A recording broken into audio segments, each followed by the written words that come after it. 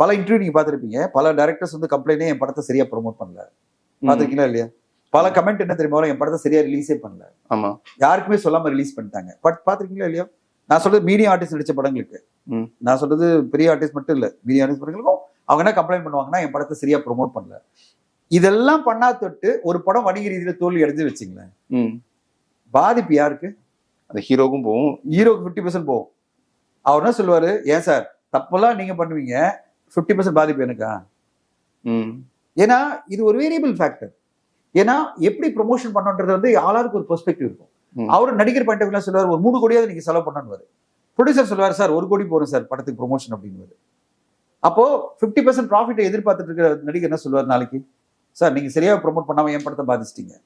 இது சண்டே ஆகுமா இல்லையா? அதனாலதான் நடிகர்கள் எப்பவுமே என்ன சொல்லுவாங்கன்னா, சார் எங்களுக்கு இந்த வம்பே வேணாம், நீங்க எப்படி எடுப்பீங்கன்னு தெரியாது, நீங்க எப்படி ப்ரொமோட் பண்ணுங்கன்னு தெரியாது, எப்படி ரிலீஸ் பண்ணுங்க தெரியாது, எனக்கு என் சம்பளத்தை கொடுத்துரு, நான் அந்த சம்பளத்தை முன்ன பின்ன பேசிக்கலாம், நம்ம கரெக்டா நம்ம பேசி நெகோசியேட் பண்ணிக்கலாம். ஆனா நீங்க அதுல உட்கார்ந்துட்டு ப்ராஃபிட் ஷேர் கொண்டு வராதீங்க. இதுதான் எதார்த்தம்.